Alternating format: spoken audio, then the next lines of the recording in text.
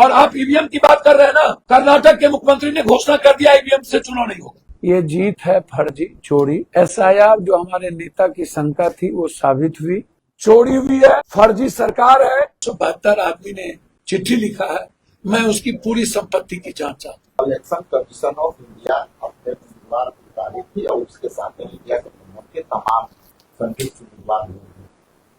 वो संदर्भित विषय ये है कि जिस तरह से आचार संहिता के बाद कोड कंडक्ट लागू होने के बाद जिस तरह से लोगों के खाते में पैसे दिए गए, लोगों को खाते में 8 तारीख तक खाते में पैसे गए। हम लोग किसी पॉलिटिकल पार्टी से नहीं, इलेक्शन कमीशन के उम्मीदवार से लड़ रहे थे। जिस तरह से चुनाव की अपेक्षा वो हमारी अपेक्षा पूरी नहीं थी और उसका एकमात्र कारण कि हमारे इंडिया गठबंधन के मुख्य प्रतिद्वंदी कोई राजनीतिक पार्टियां नहीं कर रही। मुख्य प्रतिद्वंदी कोई भी क्षेत्रीय पार्टियां इंडिया गठबंधन के उम्मीदवारों के संयुक्त उम्मीदवारों से नहीं कर रही। वो इलेक्शन कमीशन के उम्मीदवार के तौर पर जो है ये इलेक्शन कमीशन ऑफ इंडिया अपने उम्मीदवार की तारीख थी और उसके साथ इंडिया गठबंधन के तमाम संदिग्ध उम्मीदवार लोग हैं। वो संदर्भित विषय ये है कि जिस तरह से आचार संहिता के बाद कोड कंडक्ट लागू होने के बाद जिस तरह से लोगों के खाते में पैसे दिए गए, लोगों को खाते में दे करके जो फर्स्ट ग्रेजुएट थे उनके खाते में देकर, वृद्धाओं को देकर, ये इलेक्शन के बीच में जो इलेक्शन की पूर्ण प्रक्रिया शुरू थी, वोटिंग पड़ने तक 2 फेज में वोटिंग थी। 11 तारीख के 11 तारीख के वोटिंग थी।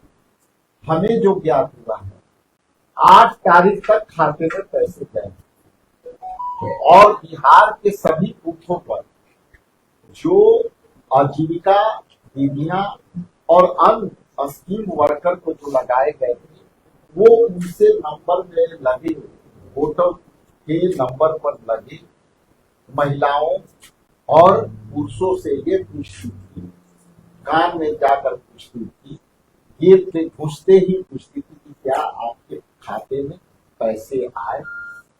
और तब आगे जाकर ये महिलाएं लाइन में भी लगे हुए लोगों को कहते थे कि का तो खाता में पैसा आएगा। जो महिला कहती थी कि आप आई, उसको वो बहुत इशारा करती थी और जो महिला कहती थी कि मेरे खाते में नहीं आए तो वो कहती थी कि ठीक है अब मिलेगा। तो हम इसलिए मैं सीधे तौर पर कह रहा हूँ कि इंडिया गठबंधन के तमाम संयुक्त उम्मीदवार, हम लोग किसी पॉलिटिकल पार्टी से नहीं, इलेक्शन कमीशन के उम्मीदवार से लड़ रहे थे। क्योंकि इलेक्शन के बीच में पैसा देने का रोकने का अधिकार केवल इलेक्शन कमीशन को था, जो नहीं रोका और रिजल्ट जो है हम लोग के सोच के अनुकूल नहीं। लेकिन बाहर जो लोग विरोध कर रहे हैं तो आप ही लोग पे आरोप लगा रहे हैं। देखिए, ये अखिल भारतीय कांग्रेस कमेटी एक आंतरिक डेमोक्रेसी में विश्वास रखती है। विरोध करने का तरीका गलत है, विरोध कर आरोप लगाने का तरीका गलत है। इसके लिए आपको यदि स्क्रीनिंग कमेटी बांटने के लिए बनी है, पीईसी बनी है, सीईसी बनी है, स्क्रीनिंग कमेटी बनी है, उसमें कई प्रोसेस जा करके उम्मीदवारों का चयन हुआ है। उसके बाद भी यदि किसी कार्यकर्ता को, किसी लीडर को ये लगता है कि मेरे साथ अनजस्टिफिकेशन हुआ, तो उसके लिए ये फोरम, ये पार्टी के फोरम में रह करके अपनी बात मानना चाहिए। यदि आप असंतुष्ट हैं अपने जो है किसी भी बिहार प्रदेश कांग्रेस कमेटी या किसी केंद्रीय नेतृत्व से, तो आप उनकी शिकायत केंद्रीय नेतृत्व को आप रिटर्न में डील करके कर सकते हैं, लेकिन मीडिया में जा करके पार्टी को छवि खराब करना, निराधार आरोप लगा करके और पार्टी की छवि खराब करने का फोरम मीडिया नहीं है। ये अवैध तरीका अपनाए हैं, इसलिए कौन विरोध कर रहा है, वो विरोध करने का तरीका पर सवाल है। वर्कर है, उनको यदि सही मायने में कांग्रेसी है तो उनको, हमको लगता है कि तरीका भी पता होना चाहिए कि टिकट लेने का तरीका स्क्रीनिंग कमेटी CEC है, तो इसका आरोप का भी निदान करने का तरीका फोरम कांग्रेस पार्टी में ऑलरेडी है। उस फोरम पर जाकर के आज भी वो शिकायत कर सकते हैं, वो खुले मन से शिकायत कर सकते हैं, नेताओं से, केंद्रीय नेताओं से मिल करके शिकायत कर सकते हैं। ये सारे विंडो ओपन। चुनाव से पहले भी विरोध कर रहे थे और अभी भी विरोध कर रहे हैं। चुनाव के पहले भी आप लोगों का यही लोग विरोध कर रहे थे जो आज कर रहे हैं। देखिए, उनकी संख्या आप गिन चुके हो। ये जो लोग आरोप लगा रहे हैं, आप इनकी कई विजुअल देखते हैं। ये पहले भी पर जब जो है चुनाव होते हैं, यही 8-10 लोग का आरोप होता है। इसलिए अपनी फोरम पर जाना चाहिए, अपनी फोरम पर शिकायत करनी चाहिए। ये सब पार्टी के यदि वफादार लोग हैं तो सही रास्ते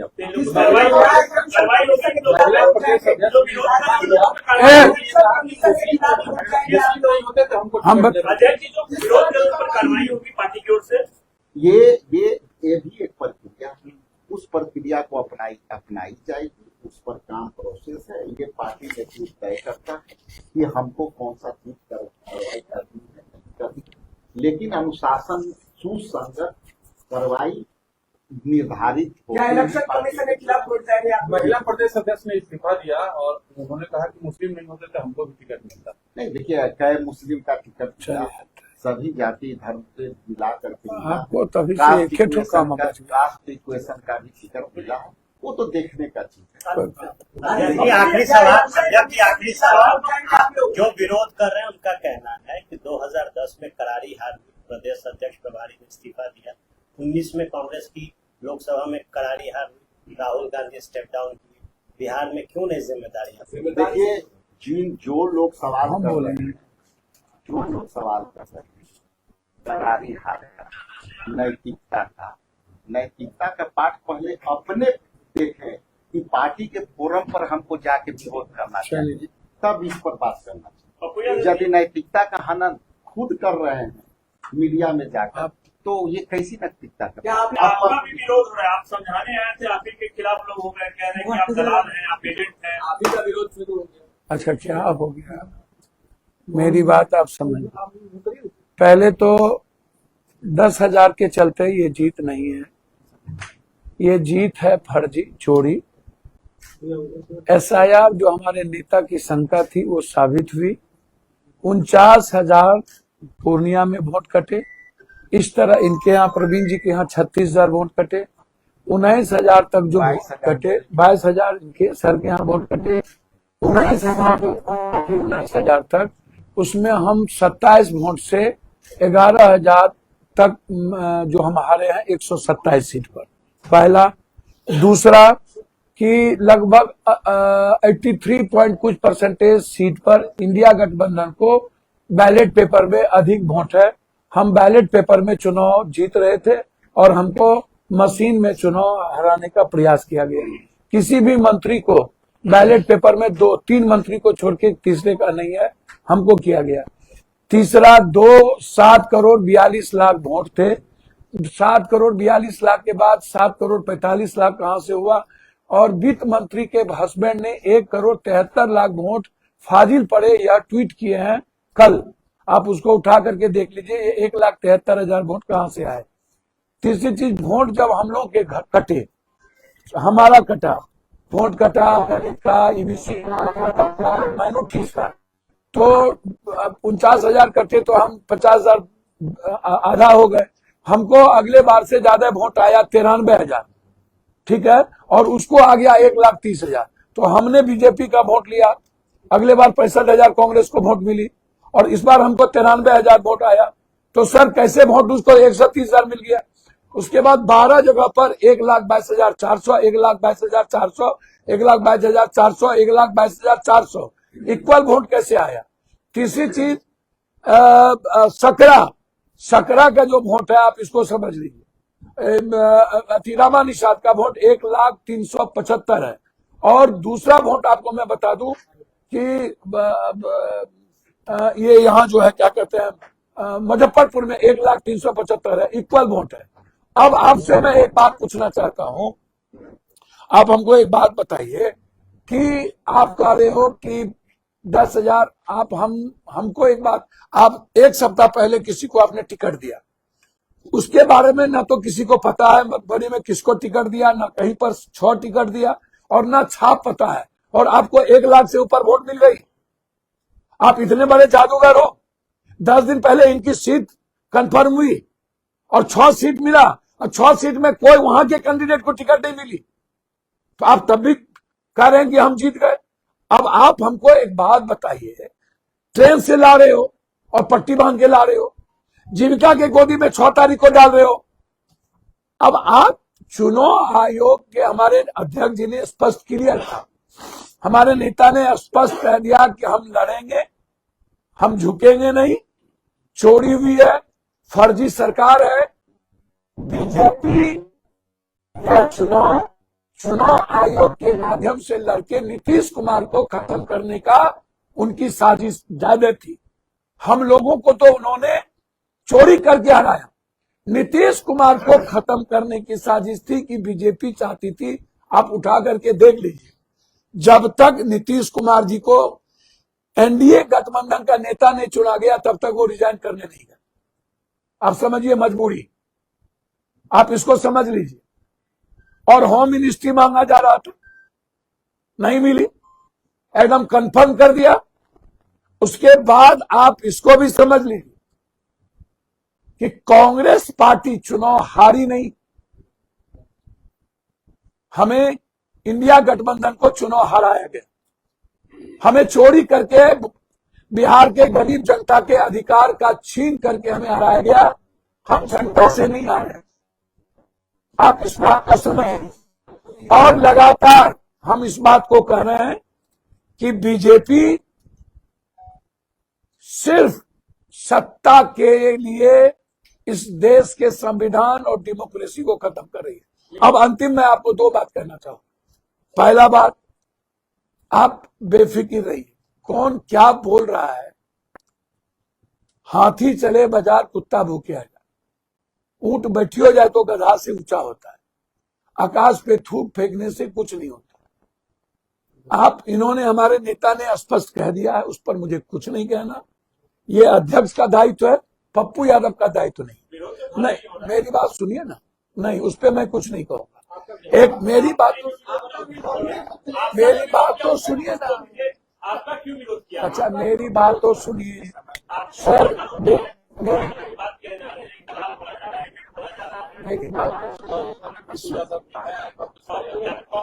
अच्छा वो अध्यक्ष बताएंगे सर, वो अध्यक्ष बताएंगे, मुझको नहीं पता। मेरी बात तो सुनिए ना, मैं वर्कर हूं कांग्रेस का।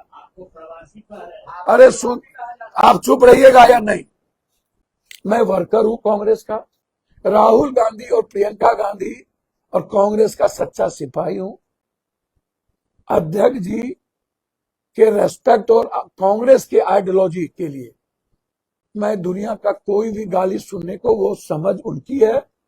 अब ना समझ आदमी ना देखिए आप, हमको ना समझ और जाहिल लोगों का जवाब पप्पू यादव नहीं देता है। दया के पात्र हैं, कृपा के पात्र हैं, और दया के पात्र आदमी का जवाब नहीं। मैं कांग्रेसी हूं, ये या तो हमारे अध्यक्ष जवाब देंगे या राहुल गांधी जी किसी की सर्टिफिकेट की। ये पहले से आप लोग को पता है कि पार्टी के आइडियोलॉजी से जो लोग जोड़ते हैं मीडिया पर बोल रहे हैं, सवाल तो ये उनसे पूछे। नहीं आप बताइए ना, है कि नहीं ये बता दीजिए ना, पहले पूरी बात सुनिए।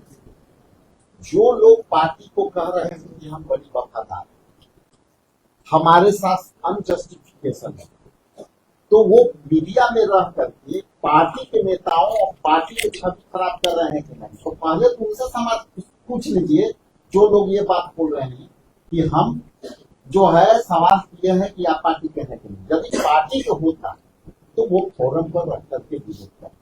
रहा बात पप्पू की, तो ये कांग्रेस के ये जो है विचारधारा से हमारे नेता दोनों नेताओं के विचारधारा से जुड़ चुके हैं। इनकी अपनी एक स्थान और महत्व है।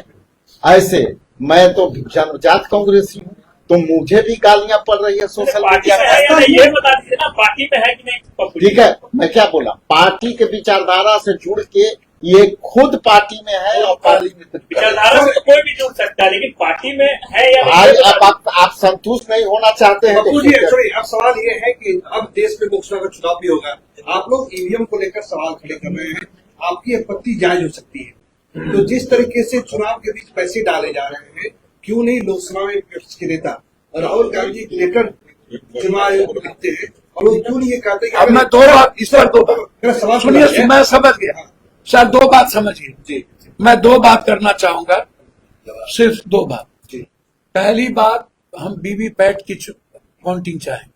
जी हमारे नेता भी लगातार ये सवाल उठा रहे हैं, वीवीपैट का मैं काउंटिंग चाहता हूं। दूसरी बात, जो हमारे नेता के खिलाफ 172 आदमी ने चिट्ठी लिखा है, मैं उसकी पूरी संपत्ति की जांच चाहता हूं। और वो लोग बीजेपी के दलाल कैसे रहे हैं, वो 172 आदमी, और किस तरह उन लोगों की साजिश बीजेपी के साथ कैसे रहा है, मैं उन 172 लोगों की इंक्वायरी चाहता हूं कि ये लोग अपने संपत्ति को डिस्क्लोज करें कि इन लोगों के पास कितनी संपत्ति है और ये संपत्ति कैसे आई, और बीजेपी के कहने पर किस तरीके से ये राहुल गांधी जी 172 आदमी कंट्री में नहीं है ना, 172 आदमी से कई करोड़ ज्यादा कंट्री में, 37 करोड़ लोग कांग्रेस और राहुल गांधी की आइडियोलॉजी से जुड़े हुए हैं, 37 करोड़। इसलिए आप लोगों से विनती है, ये चाटुकार लोगों का बयान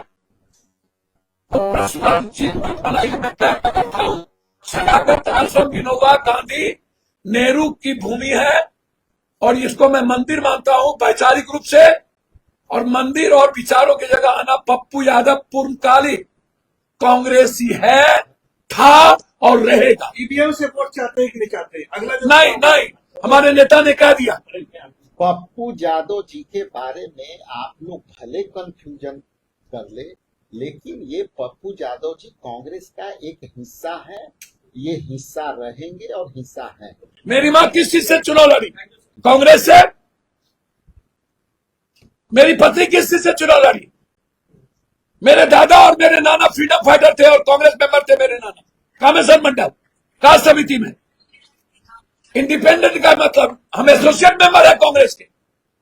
और आप ईवीएम की बात कर रहे हैं ना, कर्नाटक के मुख्यमंत्री ने घोषणा कर दिया ईवीएम से चुनाव नहीं होगा। 2028 के चुनाव नहीं, उन्होंने घोषणा कर दिया पंचायत चुनाव में बैलेट पेपर पकड़ा। दस्तक की आपसे गुजारिश है कि अगर इसको बचाना चाहते हैं तो नेशनल दस्तक को सब्सक्राइब करने के लिए रेड कलर के सब्सक्राइब बटन को दबाएं, फिर बेल आइकन की घंटी दबाएं। नेशनल दस्तक को बचाने के लिए बहुत जरूरी है कि हर खबर को शेयर करें, लाइक करें, कमेंट जरूर करें।